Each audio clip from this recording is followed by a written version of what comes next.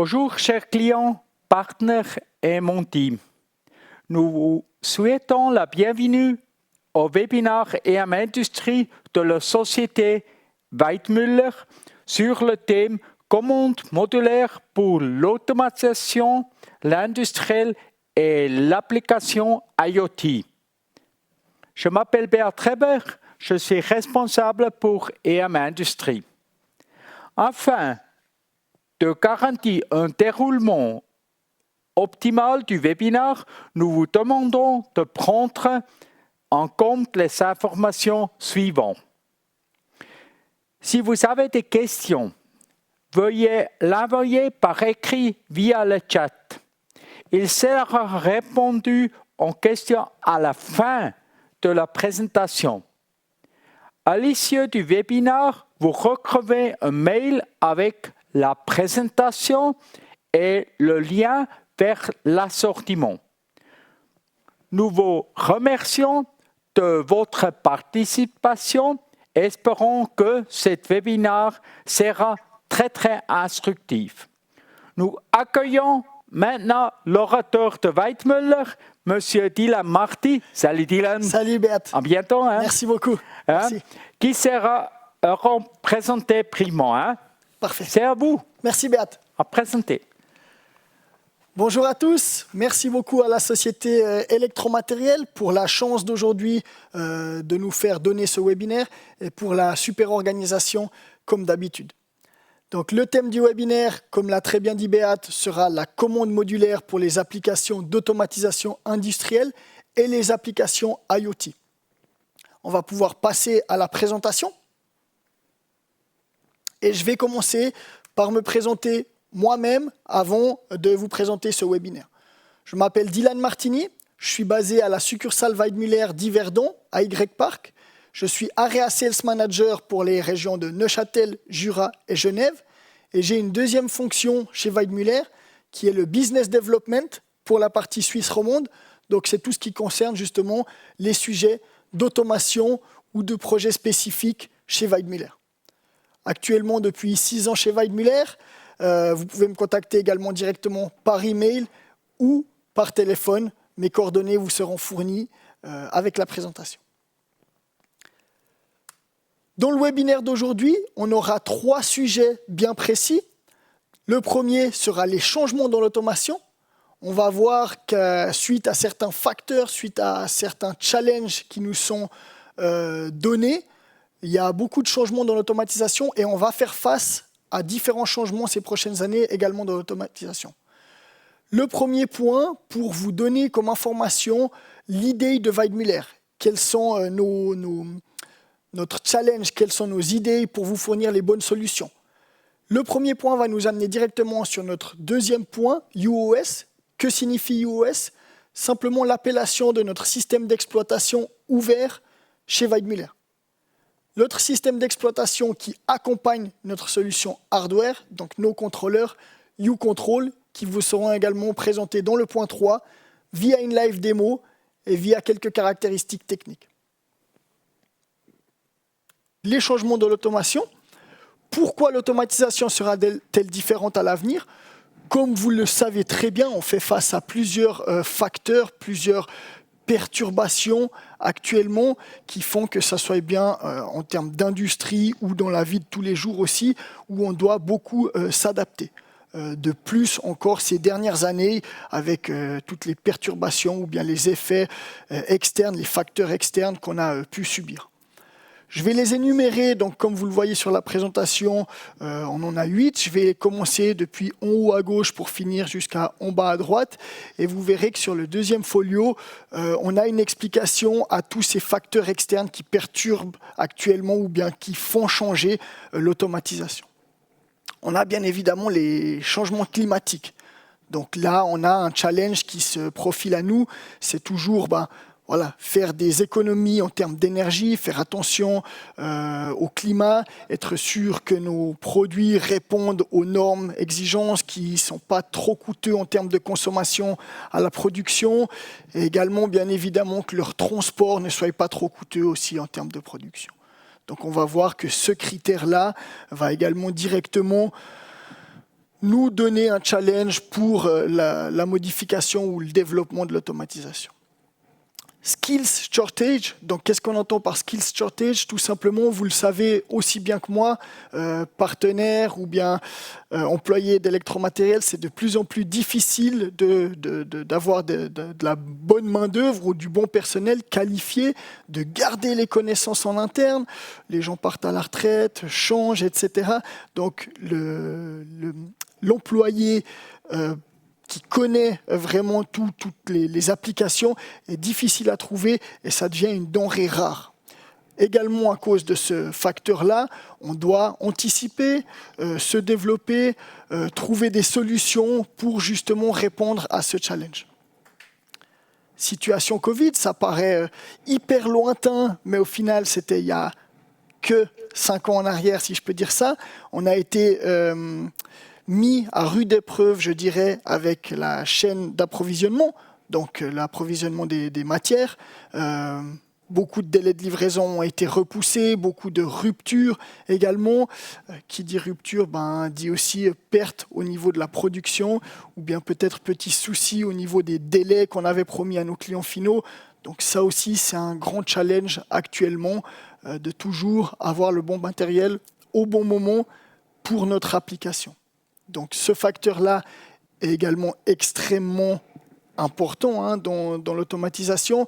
On ne peut pas se permettre de faire face à une rupture. Et on a vu, malheureusement, il y a quelques années en arrière, que l'automatisation était l'un des sujets très sensibles en termes d'approvisionnement du matériel, où on a eu de gros problèmes d'approvisionnement sur certains articles, etc. Grâce à cette situation-là, on a également beaucoup appris. On a changé nos habitudes de faire, ou on a accepté de changer nos habitudes de faire pour justement trouver nos solutions et continuer à répondre aux attentes de nos partenaires, de nos clients, etc., etc. Un sujet qui est également extrêmement d'actualité, ou de plus en plus d'actualité ces dernières années, c'est la cybersécurité. Il y a 15-20 ans en arrière, on en parlait sans vraiment y être confronté. Je pense que ces 5 dernières années, on a tous eu autour de nous soit une personne qu'on connaît qui a été victime d'attaques cyber, ou une entreprise qu'on connaît qui a également été victime de cyberattaques. Donc ça devient vraiment un sujet très important et auquel on prête extrêmement beaucoup d'attention et où on va porter encore plus d'attention dans les prochaines années ou prochains temps là-dessus, c'est sûr. Donc la cybersécurité est également un facteur externe qui devient extrêmement important dans la modification de l'automatisation, où on doit trouver des solutions pour répondre à cette contrainte, pour être sûr de ne pas avoir d'embêtement pour la cybersécurité. Bien évidemment, vous l'aurez compris, les facteurs ou les conséquences d'une cybersécurité peuvent être la perte de données, la perte de production, des coûts ou également un stop de production. Donc, c'est quelque chose qu'on doit vraiment faire attention et vraiment être préparé, que ce soit dans l'automatisation ou dans la vie de tous les jours. La digitalisation. C'est quelque chose qu'on entend partout. Maintenant, la digitalisation, tout le monde en parle, tout le monde veut en faire. On a tous les éléments qui sont maintenant connectés les uns aux autres. On veut toujours plus de données, plus de valeur, plus d'analyse. On veut avoir la main mise sur notre application de A à Z. Et justement, on doit faire face à ça. Donc, comme le marché ou l'industrie nous demande beaucoup plus de données, on doit être prêt à répondre à ça, à pouvoir fournir les éléments et à pouvoir répondre aux attentes en termes de digitalisation.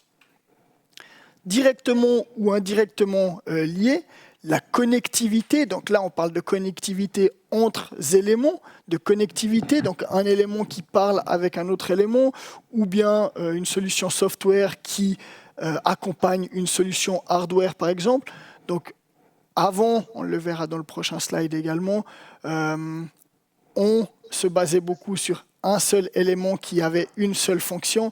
Maintenant, tout est connecté entre eux. Un élément donne une valeur à un autre élément. Cet élément va faire la fonction pour les deux applications, par exemple. Donc, on a beaucoup plus de connectivité et puis on doit faire face, on doit savoir répondre aussi à ça. On doit savoir utiliser les valeurs de la bonne manière, pas simplement les lire, mais également que ça soit utile dans notre application pour pouvoir répondre aux attentes du marché. Un sujet également hyper intéressant, hyper d'actualité, l'intelligence artificielle. Tout le monde a déjà essayé l'intelligence artificielle à titre privé ou à titre industriel, si je peux dire ça comme ça. On va plutôt se baser sur l'intelligence artificielle industrielle, si je peux dire ça comme ça aujourd'hui. Donc c'est vrai qu'on voit que l'intelligence artificielle commence ou a déjà un grand rôle dans l'industrie. Ça va nous amener du progrès beaucoup plus rapide, ça nous permet d'avoir du soutien en termes de programmation par exemple, ça nous permet de pouvoir développer plus vite ou également d'avoir un appui sur nos applications. Directement lié, l'innovation. Tout le monde veut être innovant, tout le monde veut apporter un petit peu plus à son client ou au marché. On veut distinguer de la concurrence, donc on doit apporter cette innovation. L'intelligence artificielle peut être une de ces innovations, ou également les solutions, donc hardware ou software, qui peuvent totalement amener une innovation par la praticité, par le gain de solutions ou une solution en plus, la connectivité, comme on a parlé tout à l'heure. Donc l'innovation est quelque chose qui est demandé dans l'industrie et auquel on doit faire face pour continuer à être compétitif dans l'industrie. Ces 8 facteurs externes ou ces 8 facteurs actuels qui font changer ou modifier l'automatisation, on doit en prendre considération et ça nous amène à étudier ou se poser la question comment va évoluer l'automatisation dans les prochains temps, dans les prochaines années, dans les prochains mois, etc. Donc, par rapport justement à ces facteurs qu'on a vus tout à l'heure, on va avoir une tendance d'évolution en termes d'automatisation. Par exemple, on est passé, on sait, de from expert know-how à low coding programming. Qu'est-ce que ça veut dire? Tout simplement, on se basait avant sur beaucoup de connaissances ou uniquement sur les connaissances de nos programmeurs. Maintenant, la tendance, c'est également, au vu également des coûts, etc., de se baser sur de l'assistance logicielle. Donc un programmeur qui est capable justement de s'appuyer sur des logiciels pour programmer plusieurs matériels éventuellement. Donc là, on est également toujours sur de l'épargne de ressources ou de l'optimisation des coûts, bien évidemment. Du domaine OT au domaine IT, on va également passer donc d'un domaine très spécifique opérationnel OT à du domaine IT, infrastructure, IT, où on peut même faire un mix des deux, OT et IT. On verra dans les solutions que Weidmuller peut proposer via électromatériel. On peut regrouper les solutions OT et IT dans un seul logiciel, par exemple. On a vu dans le slide précédent le manque de personnel qualifié. Là aussi, c'est pour répondre à ça, pour qu'un seul département peut être regroupé, donc où on pourrait économiser, entre guillemets, ou bien spécialiser une personne à 2 secteurs d'activité. Toujours dans le but de plus efficace au niveau des ressources. Du matériel simple ou de la simple source à plusieurs fournisseurs. Là, on a vu également, donc, pour répondre à la 3e image précédente, les problèmes d'approvisionnement. Il y a 5 ans en arrière, on ne se posait pas la question, on avait notre fournisseur préférentiel, on avait notre application, notre produit, et puis on aimait bien, surtout en termes d'automation, rester avec le produit qu'on connaît, le fournisseur qu'on connaît, la programmation qu'on connaît et ne plus bouger. Ça, c'est quelque chose qui aura tendance à devenir, entre guillemets, obsolète. Maintenant, on veut un produit qui peut être interchangeable, on veut avoir une deuxième source, une double source pour l'approvisionnement. On ne veut surtout plus être exposé aux problèmes d'approvisionnement auxquels on a été exposé 2, 3, 4 ans en arrière. Maintenant, on veut quelque chose qui peut être modulaire, qui peut répondre à plusieurs activités, auquel où tout d'un coup on aurait un problème d'approvisionnement avec ceci, où on peut répondre exactement à la même application avec l'autre produit. Donc on va passer vraiment de la simple source à une source multiple, où on va pouvoir compenser si besoin en termes de hardware ou de software également. On passe également, donc pour répondre à la cybersécurité, c'est quelque chose un petit peu de mentalité ancienne, mais on aimait bien dire je ne touche jamais à un système qui marche. Donc si ça marche, je ne vais pas me mettre les mains dedans, je ne vais pas le mettre à jour, je ne vais pas commencer à bricoler dessus, car j'aurai la mauvaise surprise éventuellement que ça puisse ne plus fonctionner.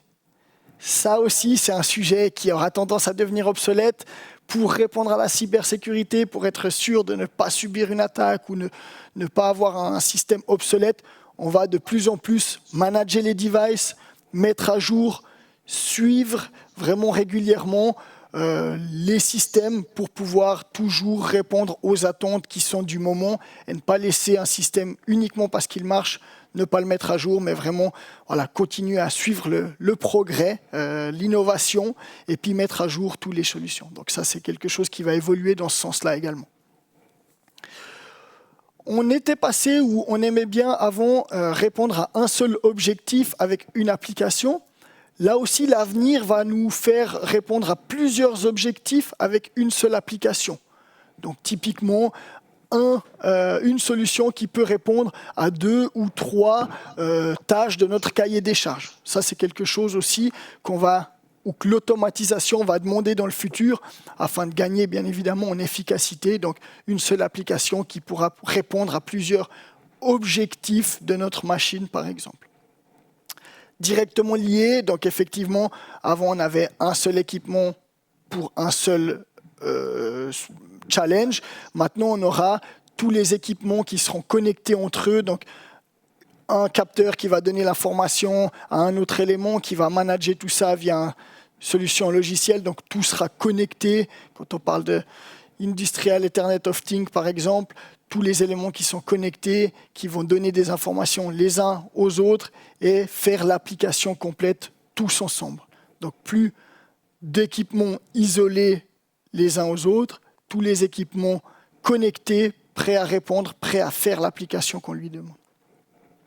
On aimait bien aussi parler de pure automation.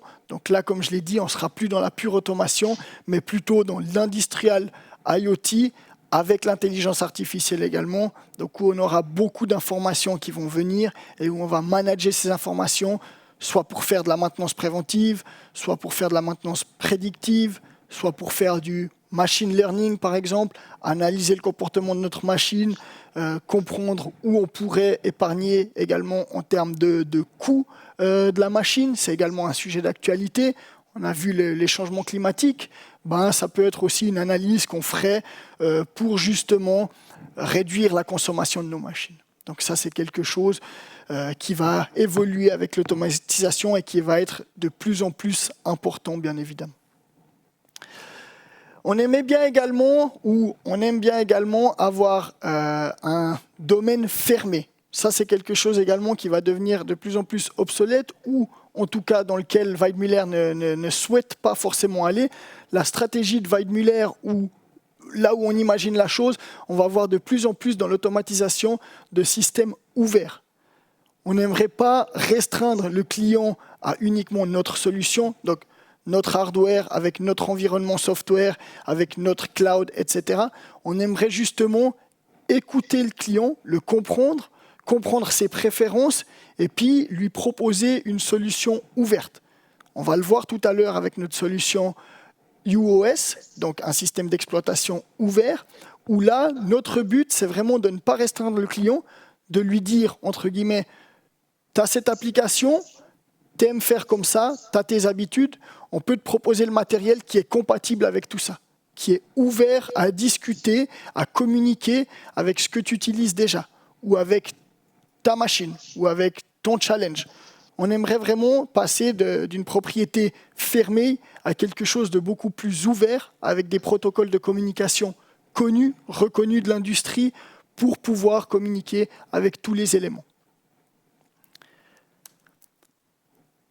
On peut le voir donc, dans le domaine privé, hein, c'est quelque chose, pour illustrer justement mes dires, c'est quelque chose qui était très présent entre 2000 et 2010, donc date à prendre avec des pincettes, hein, mais ça résume bien la situation. Donc on voit que sur la partie gauche, pour écouter de la musique, ça va rappeler des bons souvenirs à certains, on avait soit notre bon vieux Walkman où on insérait le CD dedans, ou alors un MP3. Pour avoir l'heure, on avait une montre qui était peut-être pas encore connectée à ce moment-là. Si on partait en vacances, vu qu'on est dans la période estivale, on avait souvent notre appareil photo pour justement capturer les bons souvenirs, revoir ça quelques années plus tard. On avait même des albums photos où on classait nos photos qu'on avait développées éventuellement. Si je devais passer un appel, oui, alors j'avais mon téléphone portable, effectivement, mon mobile. Et puis en termes de navigation, navigateur, j'avais mon fameux navigateur dans la voiture pour aller d'un point A à un point B, bien évidemment. Donc là, pour rebondir sur le slide précédent, on avait peut-être 5, 6, 7 devices pour faire toutes les applications qu'on avait besoin. Aujourd'hui, ce temps, il est révolu. Comme vous le savez, comme on l'a tous très certainement, on est équipé de smartphones. Le smartphone, via des applications téléchargeables directement, il peut faire tout ce qu'on faisait entre 2000 et 2010 avec 6, 7, 8 appareils.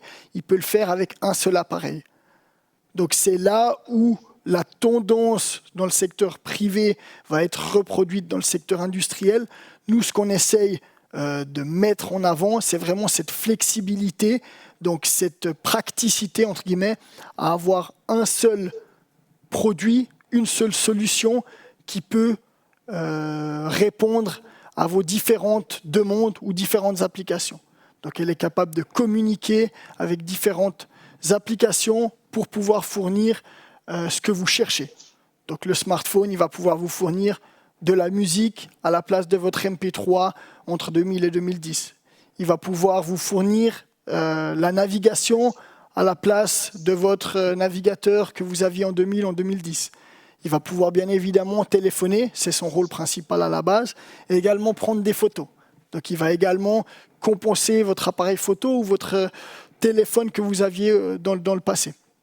On peut aussi faire beaucoup plus que ça avec un smartphone. On peut maintenant payer nos factures en ligne, on peut maintenant faire des activités sportives, avoir des applications pour le sport, etc.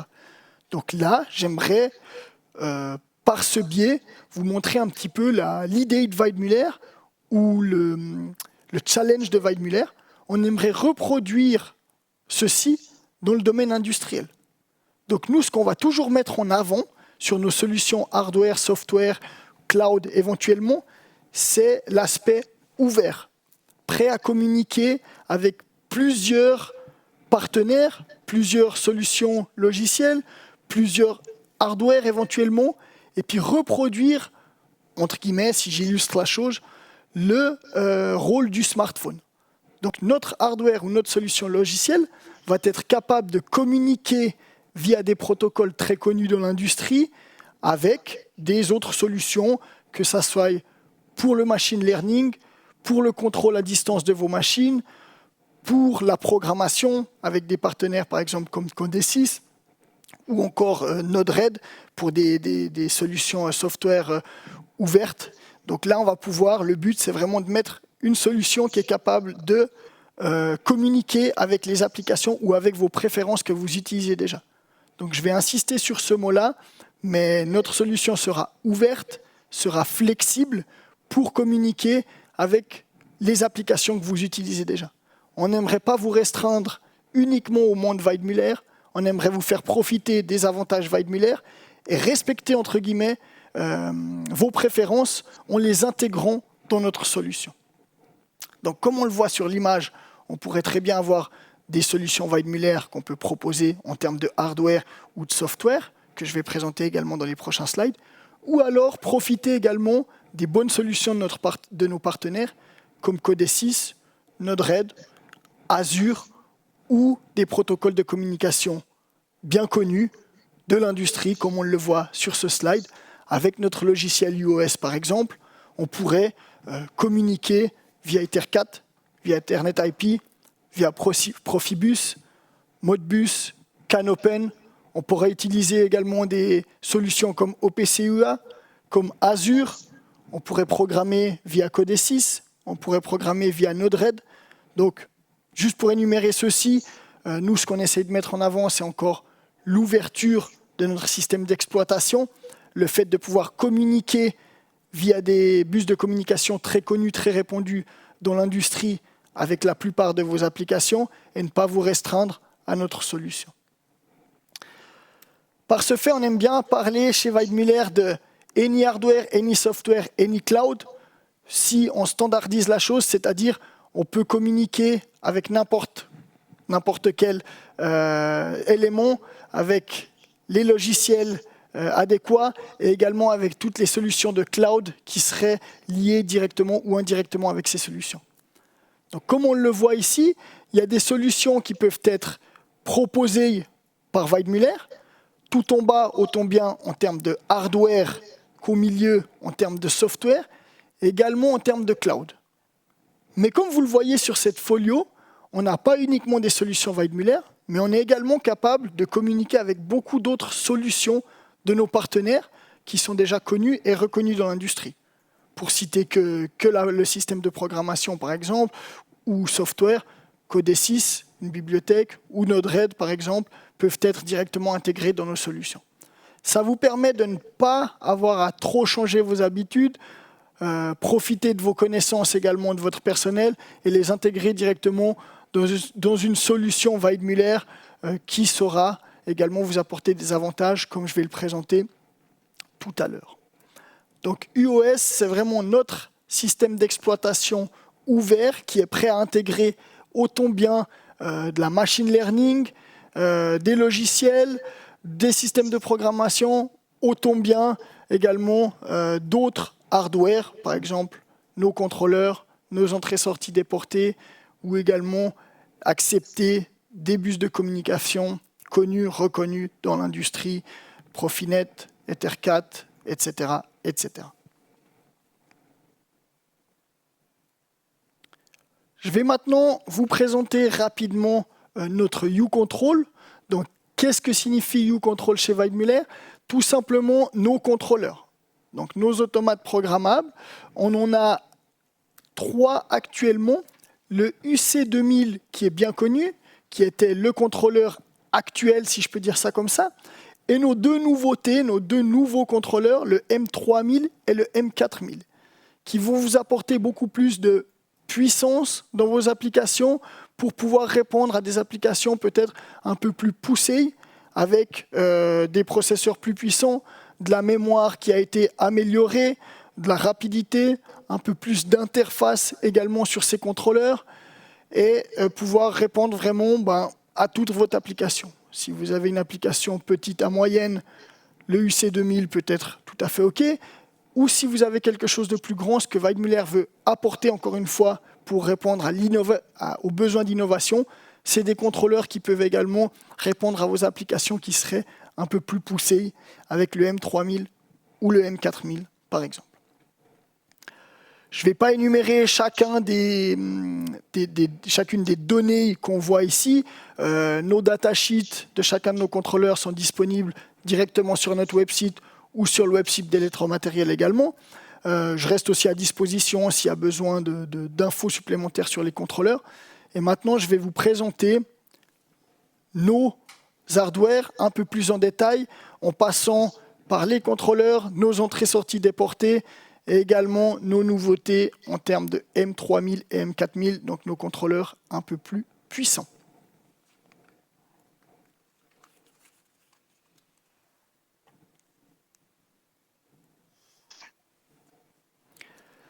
Parfait. Alors, nos entrées-sorties déportées que vous voyez ici, vous les connaissez déjà bien évidemment, nos fameuses uRemote. Elles ont fêté leurs 10 ans l'année dernière, donc on n'est pas du tout nouveau dans l'automation, si je peux dire ça comme ça. Et notre contrôleur, donc également bien connu, le UC2000.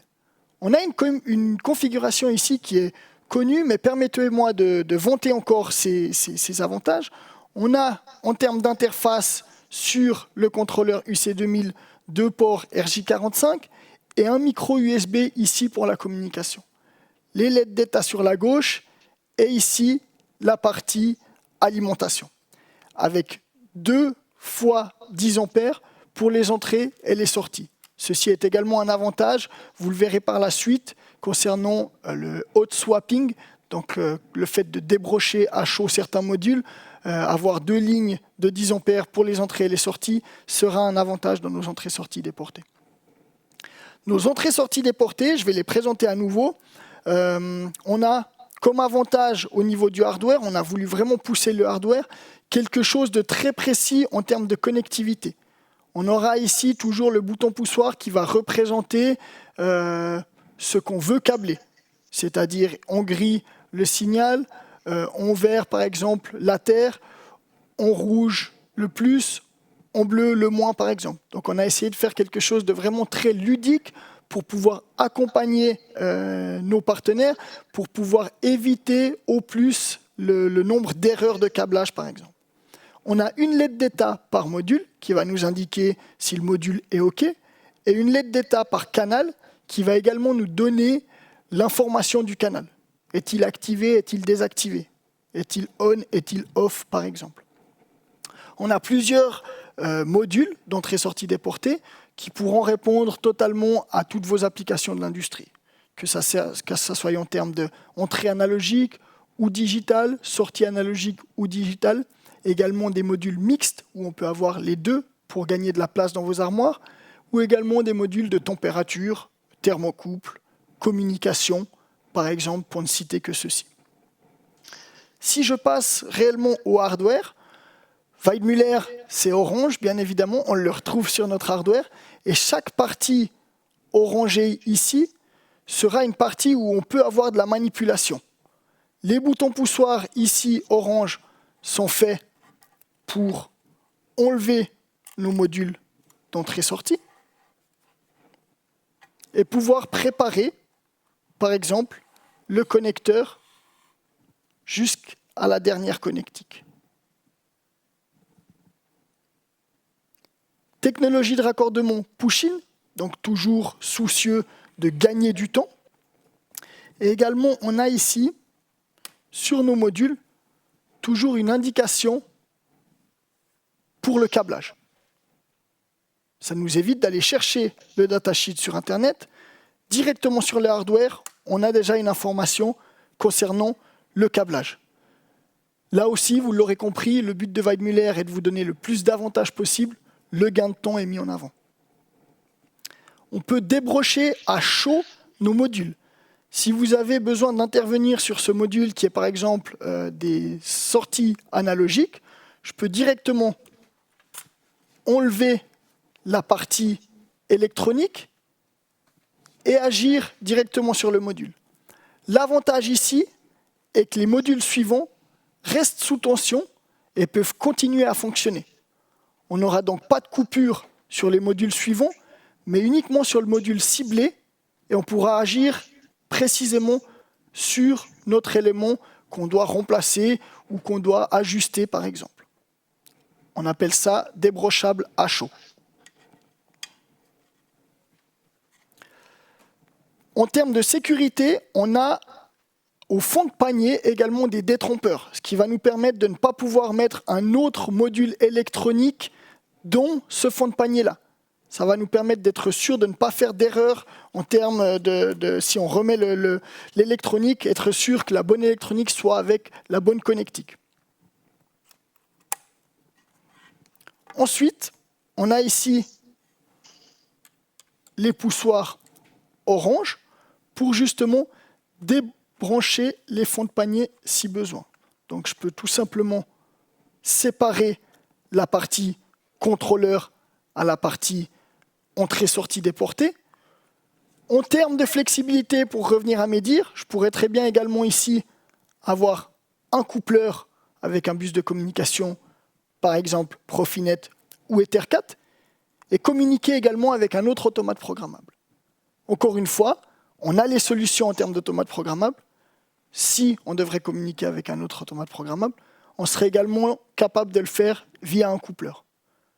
Pour vous montrer encore une fois la flexibilité, l'ouverture en termes de solutions de Weidmuller et nos solutions donc flexibles. Pour la petite histoire, pourquoi vous m'avez entendu dire plusieurs fois aujourd'hui uRemote, uControl, uOS, etc., etc. D'où ça vient? Tout simplement du fond de panier en forme de U qu'on retrouve ici. On a commencé par nos entrées-sorties déportées qui s'appellent uRemote, avec la forme de U sur le fond de panier, et on a continué à alimenter ceci avec nos contrôleurs uControl, nos solutions système d'exploitation ouvert uOS, etc., etc. Comme ça, vous savez au moins d'où ça vient. Donc vous voyez, solution super modulaire où on peut tout simplement remettre la partie entrée-sortie.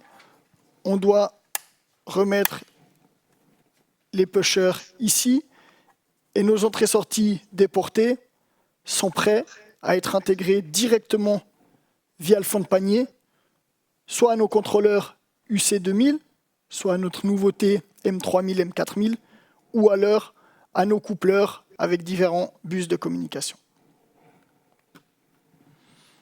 Je vais vous présenter maintenant nos nouveaux automates programmables. Donc ici, on a le M3000. On voit qu'il est un peu plus robuste en termes de place. Par contre, il a toujours la même forme, donc il est directement compatible aussi avec nos entrées-sorties déportées, sans aucune modification. Il a cette fois-ci, en termes d'interface, un USB-C, 2 ports USB et 2 ports RJ45. Il a également ici un emplacement pour une carte mémoire supplémentaire, par exemple, si on aurait besoin d'un peu plus de mémoire pour notre application.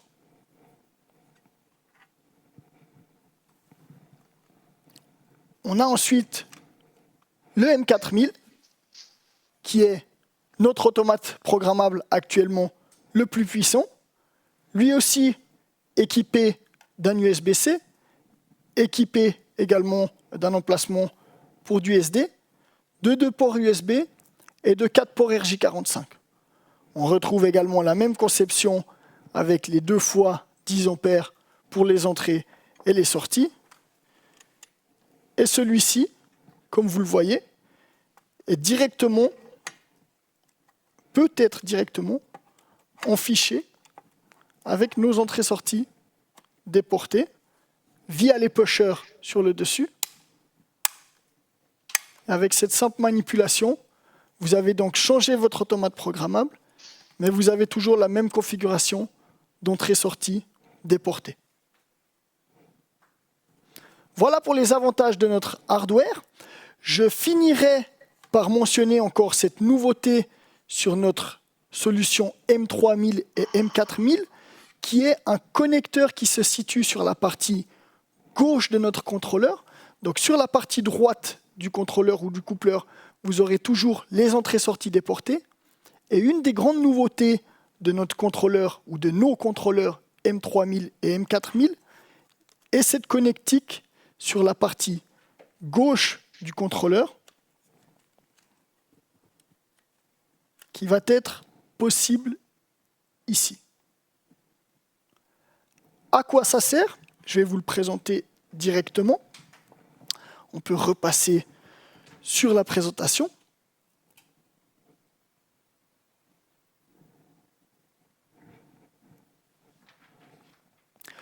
On a effectivement donc la partie contrôleur, qui est la partie maîtresse, si je peux dire ça comme ça, ou la partie coupleur, donc la partie intelligence ou communication. Et puis sur la droite, on avait nos fameuses entrées-sorties déportées uRemote. Sur la gauche, en général, on n'avait plus rien du tout, donc on n'avait pas d'extension. Avec le M3000 et le M4000, Weidmuller souhaite amener une nouveauté, une extension possible sur la partie gauche pour des modules de fonction pour des cas d'IoT par exemple. Qu'est-ce qu'on va retrouver en termes de modules de fonction? On aura un module qui peut être répété selon nos besoins. Bien évidemment, L'objectif final ici d'un module supplémentaire sur la partie gauche est du câblage en moins, une sécurité en termes de connexion, un gain de place au niveau de l'armoire et tout avoir dans une seule place. À quoi pourrait servir ce module d'extension ? Tout simplement, c'est des modules qui seront basés sur la communication sans fil, donc soit en LTE, soit en Wi-Fi, soit en Bluetooth par exemple. Et ce module de base pourra avoir une extension via une connectique USB pour justement de la communication. On va mieux le voir dans le module suivant. Donc on a notre module fonctionnel qui sera toujours le même, qui sera toujours fixé sur la partie gauche de notre contrôleur ou de notre contrôleur M3000 ou M4000, qui pourra être LTE, Wi-Fi ou simplement un module de base.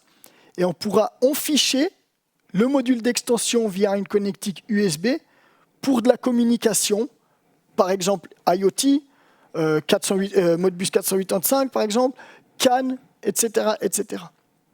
Donc, jusqu'à présent, on avait de l'extension qu'au niveau côté droite. Actuellement, on a cette innovation encore, pour revenir sur les slides précédents, où on va pouvoir amener de l'innovation et une extension fonctionnelle du côté gauche de notre intelligence, de notre CPU M3000 ou M4000. Avec un module qui est également super flexible. Donc on a le module de base et puis on a cette connectique en termes d'extension qu'on peut voir comme un accessoire pour répondre vraiment à notre application, à notre besoin. Donc même le module extension sur le côté gauche sera hyper flexible chez Weidmuller pour répondre vraiment à votre besoin et ne pas vous fournir quelque chose dont vous n'aurez pas forcément besoin et qui ne va pas être utilisé. Également ici, dans une logique de respecter les coûts, etc., etc. Voilà pour le webinaire d'aujourd'hui. Je reste à votre disposition pour toutes les questions s'il y en a. Je reste à votre disposition aussi par la suite si vous avez besoin d'approfondir un sujet ou un autre. Comme vous l'avez vu, c'est une solution ouverte, prête à répondre à vos challenges de demain, où on peut intégrer des solutions du monde Weidmuller ou du monde de nos partenaires. N'hésitez pas à venir vers moi avec un cas concret sur lequel on pourrait se pencher dessus, étudier la chose et voir la faisabilité de votre application. Merci beaucoup pour votre écoute. S'il y a des questions, avec grand plaisir. Merci pour les informations. Je commence avec la première question. Quelle interface et protocole spécifique au contrôle prend-il en charge pour assurer une intégration transparente dans les systèmes d'automatisation existants? Super, je ne pouvais pas rêver mieux comme question pour vanter encore les avantages de Weidmuller. Alors justement, nous, on va se baser encore une fois sur quelque chose de ouvert. Donc on va pouvoir profiter de tous les bus de communication ou tous les protocoles qui sont existants dans l'industrie. Donc si je veux en citer que quelques-uns, on n'a pas un monde fermé Weidmuller, mais on se base sur le Profinet, Ethernet IP, Ethercat. On peut aussi travailler avec des OPC-UA par exemple. On est vraiment une solution ouverte et on profite des bus de communication ou des protocoles connus de l'industrie. Merci pour la réponse. Je continue avec la deuxième question. Comment UOS facilite-t-il la mise en œuvre des fonctions de sécurité, notamment en ce qui concerne la protection contre les cyberattaques dans les réseaux industriels? Alors, UOS, notre système d'exploitation ouvert, effectivement, pour répondre aux attentes en termes de cybersécurité, premièrement, on a la possibilité d'avoir deux identifiants. Donc un identifiant administrateur, où là on va pouvoir avoir la main mise sur tous les paramètres, et un identifiant utilisateur par exemple, pour restreindre certains droits et puis justement renforcer cette sécurité en termes de sécurité Ethernet, si je peux dire ça comme ça. En plus, ça va soutenir toutes nos solutions hardware qui, elles, sont faites pour avoir cette sécurité accrue en termes de cybersécurité. avec notamment des communications ou des accès VPE par exemple, etc. Pour finaliser, notre solution UOS va pouvoir englober beaucoup de solutions, ce qui va nous permettre d'avoir toujours la plupart des éléments ou tous les éléments mis à jour dans une seule solution. On ne va pas devoir faire une mise à jour pour X, Y ou Z, mais via cette passerelle-là, on pourra être sûr que tous nos éléments déployés sont à jour et avec une évolution continuelle, ce qui nous permet d'avoir une sécurité supplémentaire aussi en termes de cybersécurité. Merci beaucoup.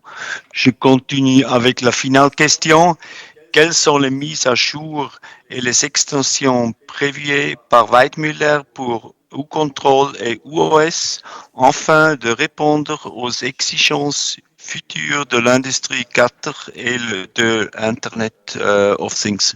Bonne question. Alors, c'est vrai que chez Weidmuller, c'est un sujet qui nous tient énormément à cœur. Toujours être le plus innovant possible, amener de l'innovation, amener des nouveautés.